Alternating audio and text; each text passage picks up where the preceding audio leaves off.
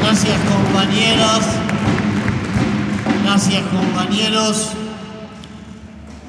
Es una alegría muy grande poder compartir este acto, este día, porque empezó muy temprano con una reunión que hicimos allá en la sede de los compañeros docentes y después una conferencia de prensa y después un momento que nos emocionó mucho, que fue la visita al Museo de la Memoria.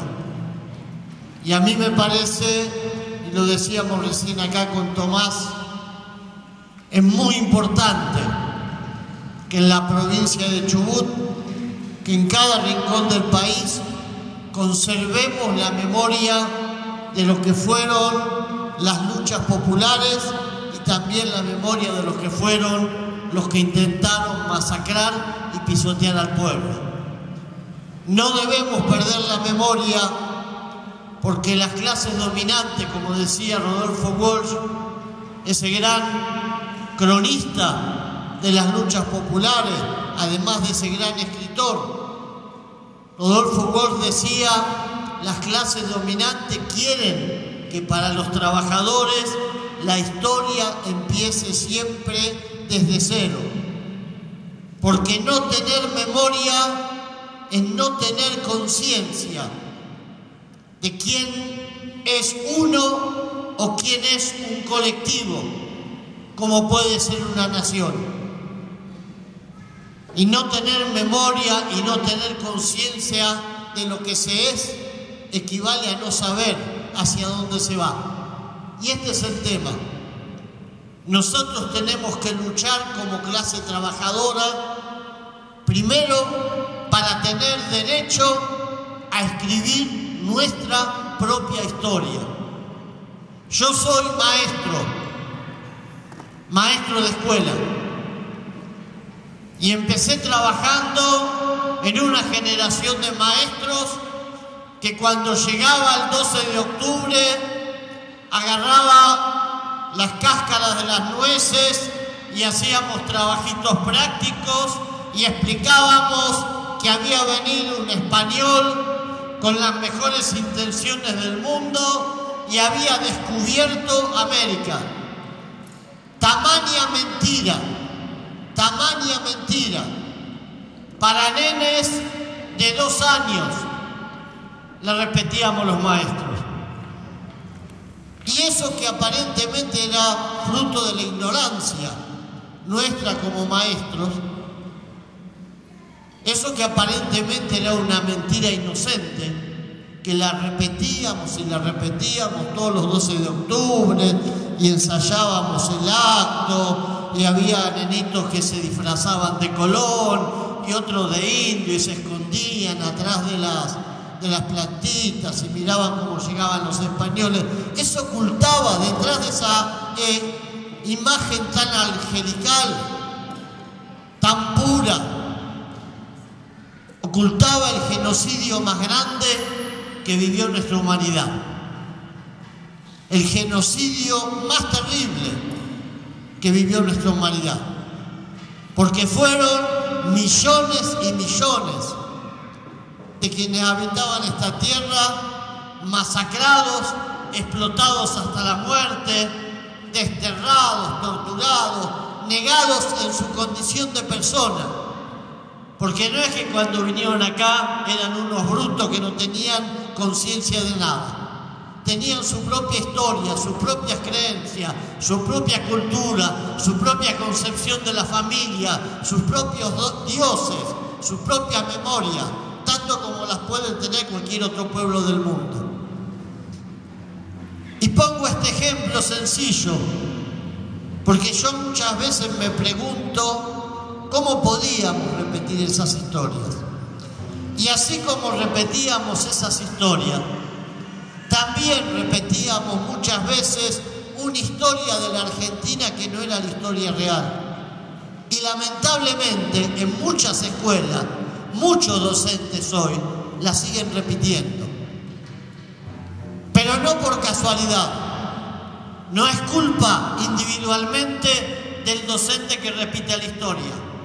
Porque hay una clase, que es la clase dominante, que es la que construye esa historia, que es la historia oficial, que es la historia oficial que hizo que en este país hubiera una dictadura genocida que matara a 30.000 trabajadores, a 30.000 patriotas luchadores y que terminara siendo la junta militar que defendía el proceso de la democracia en el país.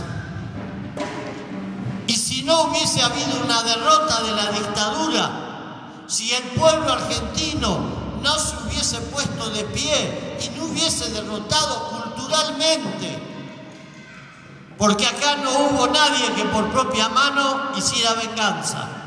Las madres, las abuelas recorrieron las calles de todo el país y de la Plaza de Mayo, pero jamás nadie levantó una mano para hacer venganza en términos materiales. Pero hubo una lucha de ideas, hubo una lucha cultural que hizo posible que en este país exista algo como el Museo de la Memoria. Si se hubiese impuesto la versión oficial de la historia de la clase dominante, no habría Museo de la Memoria y se recordaría lo de Trelew como el asesinato de una manga de subversivos, desarrapados, desalmados, que algunos militares hicieron bien en borrarlo de la faz de la tierra. Hoy en las casas, hoy en los barrios, no contamos esa historia, es porque pudimos derrotar a la clase dominante, porque pudimos imponer el relato de nuestro propio pueblo. Y los que eran subversivos terminaron siendo patriotas,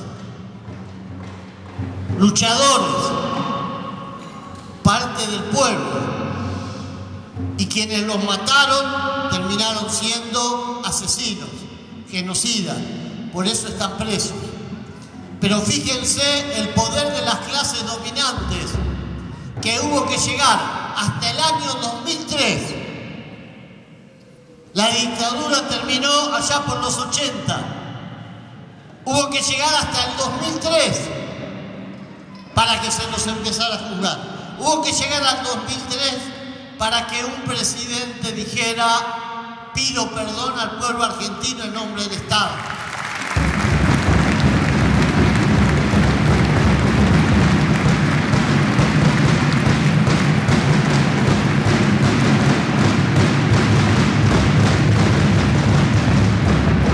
Hubo que llegar al 2003 para que por primera vez se bajara el cuadro de los genocidas, que seguía colgado como si nada hubiese pasado.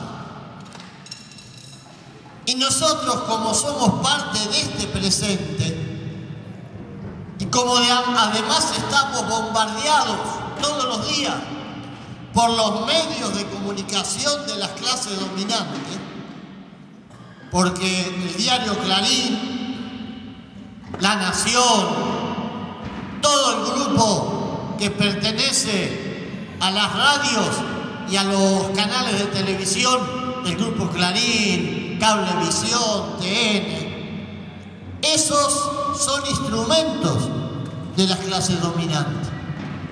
Mañeto fue parte de los negocios de la dictadura, en papel prensa, tiene las manos manchadas de sangre. Para los que no lo conocen, Mañeto es el jefe económico y político del grupo Clarín, el CEO, como dicen los economistas. Y esto yo lo digo porque cuando gritamos unidad de los trabajadores, en realidad tenemos que plantearnos algo más amplio: la unidad del campo popular. Porque en un país como el nuestro hay dos sectores claramente diferenciados: el campo popular y las clases dominantes. El campo popular somos todos los que estamos abajo, los que dependemos de un salario, los que dependen de una asignación universal, los que dependen de una pensión, los que han vivido de su trabajo, los que están jubilados, los que son pequeños productores, los que se rompen el lomo como los bolivianos que hay acá cerca cultivando la tierra, los que tienen un kiosquito, los que tienen un pequeño negocio, los que trabajan en la casa de una maestra en las tareas domésticas, los que estudian y los que siendo parte de las familias adineradas, sin embargo, se ponen de nuestro lado en la forma de pensar. Eso es el campo popular. El campo popular se beneficia si hay gobiernos que garanticen que la riqueza se distribuye con justicia. Este es un país muy rico. Uno recorre las provincias y se encuentra con enormes riquezas, enormes potencialidades. Pero es un país donde, como decía una revista cómica que se distribuye en Buenos Aires, es un país donde la riqueza se distribuye mal. La revista decía en la tapa, último momento, ya se distribuyó la riqueza en la Argentina. Y más chiquito decía, el problema es que no alcanzó para los pobres. Y esto que está escrito con un sentido cómico es una dramática verdad. Hay mucha riqueza, pero mal distribuida. Empezamos a cambiar un poquito esto desde el 2003 a la fecha. Y cuando digo un poquito, digo, es cierto todo lo que describieron los compañeros, todo lo que se conquistó en estos 10 años. Si miramos para atrás, avanzamos mucho. Ahora, si miramos lo que tenemos alrededor, hay que ponerse una mano en el corazón y hay que decir, hay muchísimo para cambiar en la Argentina todavía. Hay mucha desigualdad, hay mucha pobreza, hay mucha riqueza mal distribuida, hay mucho político que usa la política para construir poder económico para sí mismo. Hay mucho empresario amigo de los políticos. Hay muchos negocios sucios en la Argentina. Hay muchas cosas que se tienen que cambiar. Pero si nosotros hablamos con los representantes de la clase dominante, ¿ellos qué dicen? Ya fue demasiado con 10 años de gobierno popular. Basta de populismo, basta de gasto del Estado, basta de darle plata a los desocupados, basta de poner plata para construir viviendas en emprendimientos populares, que sea el mercado el que le dé a cada uno lo que pueda, el que tenga plata que compra y el que no se jode, porque esa es la lógica de la clase dominante. El país para 20 millones y otros 20 millones que vuelvan a ser hambrientos y excluidos como fueron en la década del 90. Ellos, me refiero a los que tienen el poder económico. ¿Quiénes son? ¿Quiénes son ellos? Se les llama el poder fáctico, el poder permanente, el poder invisible. ¿Por qué? Porque ellos no tienen que ir a elecciones, el poder lo tienen siempre. La sociedad rural tiene un poder que no cambia con los gobiernos. Los dueños de los grandes medios de comunicación tienen el poder de ametrallarnos todos los días y de fisurarnos la cabeza y de contar su propia historia y de meternos miedo, de hacernos más segregacionistas, de hacer que sintamos que un desocupado es un delincuente en potencia, que un joven es un sospechoso, que un pobre es un mal habido. Todo eso que nos meten todos los días en la cabeza los grandes medios de comunicación comunicación. Ese es un poder de la clase dominante. Defienden con uñas y dientes eso, porque saben que mientras nos puedan envenenar la cabeza, el pueblo va a seguir dividido. El pueblo va a seguir sin saber que el enemigo está arriba, no abajo. Por eso viene la lucha de pobres contra pobres, porque están esos medios de comunicación. Cuando los compañeros van a construir las viviendas que estuvimos recorriendo y viendo que son un orgullo, los vecinos de enfrente, porque ellos la pagaron tienen una escritura, los vecinos de enfrente reaccionan como si estos compañeros fuesen a invadir, fuesen intrusos, fuesen a usurpar. Es como en esos naufragios en los que cuando alguno llega al bote y está arriba y ve que viene otro nadando, agarra los remos para pegarle en la mano, porque tiene miedo que si son muchos los que se suben, el botecito se hunde y vamos todo al agua. Esto es lo que hace la clase dominante. La lucha de pobres contra pobres es más vieja que la injusticia. Y si existe la lucha de pobres contra pobres, tiene que existir una central de trabajadores que plantee que la unidad del campo popular, que la unidad de los desposeídos, es el objetivo por el que hay que luchar, por el que hay que ponerse de pie, para que no nos dejen seguir sometiendo y dividiendo. Aunque diga que soy de izquierda, la clase dominante se caga de risa de esos que dicen ser de izquierda, porque los usan. En el 2008 marcharon atrás de la sociedad rural. Nosotros tenemos que tratar de que esos compañeros entiendan que hay que garantizar la unidad del campo popular. Entiendan que con ese tipo de divisiones le hacen el juego a los poderosos. Y los poderosos quieren algo muy simple. Quieren tener un gobierno al que lo puedan manejar como se maneja a un muñeco a control remoto. Quieren eso. Por eso les gustaba Menem.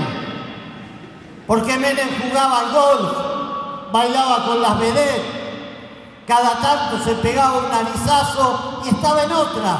Y les encantaba. Un presidente que navegue en una nube de pelos. Les encanta. Porque ellos quieren gobernar el país desde el poder económico.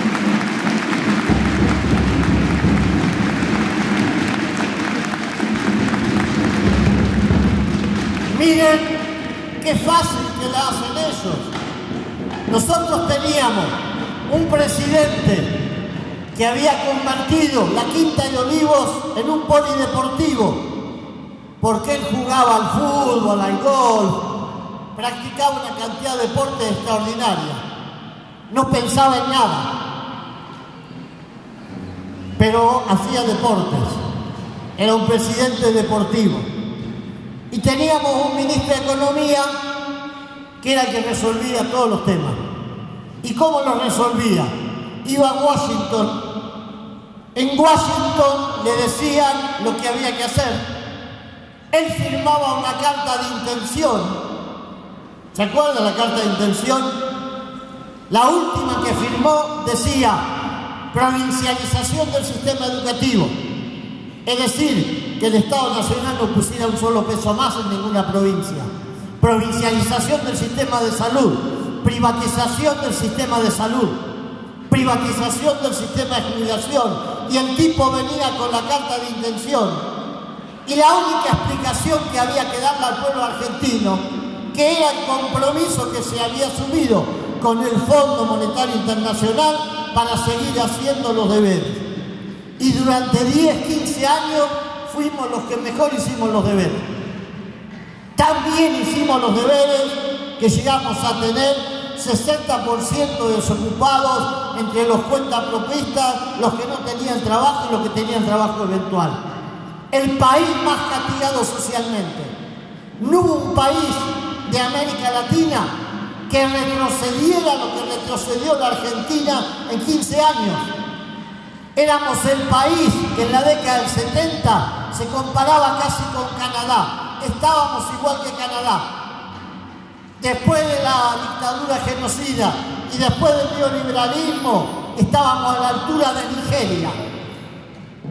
Y encima nos tomaban el pelo poniéndonos en el castigo del riesgo país. Riesgo país, Argentina igual Nigeria. Esto hicieron las clases dominantes. Ahora, el otro día alguien decía algo que es muy cierto. Si cada vez que hay una crisis tan grande, todos perdieran lo mismo, no habría dos veces crisis. Si los que están arriba con la crisis perdieran tanto como los que estamos abajo, no habría dos veces crisis, la evitarían. Ellos ganan con la crisis. Si la Argentina hoy es castigada por los fondos buitres, si somos puestos de rodillas como quieren los fondos buitres, si tenemos que pagar de nuevo toda la deuda externa, que sería comprometer 5 generaciones de argentinos a pagar la deuda externa, si tuviéramos que ceder ante los devaluadores, si tuviéramos que volver a lo que ellos dicen, libertad de mercado absoluto, que las cosas cuesten lo que tengan que costar. Los tipos dicen, yo quiero vender la carne al mismo precio que se la vende a Francia. No me importa si el salario del de acá es igual o no al de Francia, yo quiero ganar. Si dejáramos eso, si dejáramos que los que dicen que van a volver al país a gobernarlo para derogar todas las leyes que fueron avances, si volvemos a lo que dijo Macri, que hay que ir a sentarse con Griesa, preguntarle cuánto es y pagar. Si hiciéramos eso, este país se caería desplomado. Todo lo poco que avanzamos se convertiría en polvo. Volveríamos a tener maestros que no cobran el salario, hospitales que no tienen insumos y desocupados sin ningún tipo de ayuda. Volveríamos a tener la pobreza extrema que conocimos. Y volvería la violencia, porque para los que no aceptáramos eso, en un país con tanta injusticia, la única respuesta es la sangre, la única respuesta es la represión. No lo pueden decir ahora. Como decían acá, se hacen los demócratas, pero están afilando las armas que van a usar cuando tengan que reprimir al pueblo. Por eso, esta CTA, que tiene autonomía de clase, que sabe que hay cosas que tiene que demandar, también sabe que hay cosas que tiene que apoyar, porque si vuelven a gobernar los esbirros, los alcahuetes de las clases dominantes, los clones de Caballo, el campo popular de la Argentina, el pueblo, no tiene destino. Vamos al hambre, vamos a la derrota, vamos a la resignación, vamos a la división. Y esto, por la historia que tenemos, no lo vamos a permitir. Vamos a pelear de pie para evitar que este país se le entreguen atados de pies y manos a los que no quieren ver en el agua.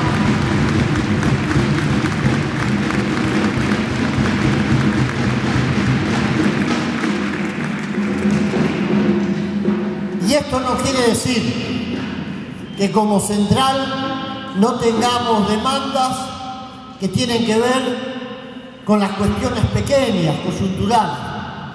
Nosotros estamos pidiendo ahora un plus, una suma fija, o como se le quiera llamar, un bono, para antes de fin de año. Creemos que los trabajadores del sector público, del sector privado, los desocupados, los que reciben la asignación universal por hijo, tienen que tener esa ayuda antes de fin de año. Porque por primera vez en este año los salarios van a quedar por debajo de los precios. Va a pasar eso. Vamos a tener probablemente 35% de inflación y llegamos a tener 30% promedio en las paritarias. Esto es muy coyuntural. muy pequeño, pero también una central de trabajadores, también un movimiento social, se hace dando respuesta a las cosas pequeñas. Si no pudiéramos dar respuesta a las cuestiones inmediatas, perderíamos la autoridad, la legitimidad frente a los compañeros para hablar de lo que tiene que ver con la lucha por un proyecto de país. Las dos cosas tienen que estar. Estamos proponiendo crear en cada provincia un Consejo del Salario, así como existe un Consejo del Salario a nivel nacional.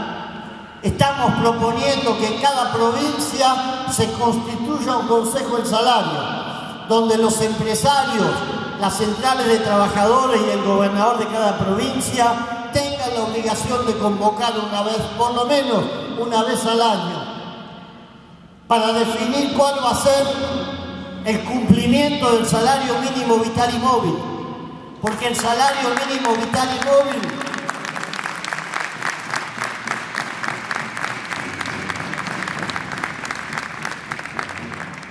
que nosotros fijamos a nivel nacional, después en la provincia hay trabajadores rurales, hay trabajadores del sector público, hay trabajadores municipales que cobran la mitad o las 2/3 partes. Entonces tenemos que tener un consejo del salario en las provincias que discuta los problemas del empleo. ¿Cómo resolvemos? ¿Con qué matriz ocupacional resolvemos el problema del empleo en Chubut? Que es distinto que discutir Corrientes y que es distinto que discutir Buenos Aires. Esta es otra cosa que tiene que ver con la coyuntura.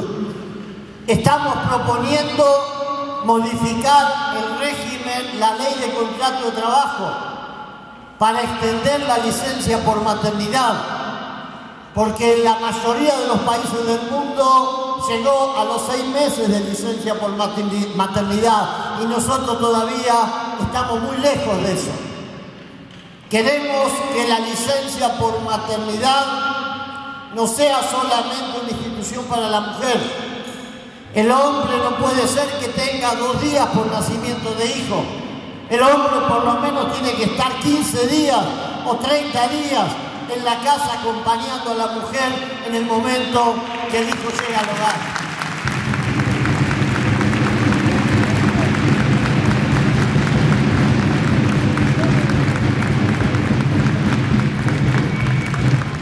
En este proyecto que ayer presentamos en la CTA con varias diputadas del Frente para la Victoria, proponemos también extender ese derecho cuando hay una adopción y que la adopción también le reconozca el derecho a los matrimonios de personas del mismo sexo y que haya una licencia para las compañeras mujeres víctimas de violencia familiar, para que no tengan que dejar de ir al trabajo porque no quieren que las vean o para que no tengan que mentir, que ocultar.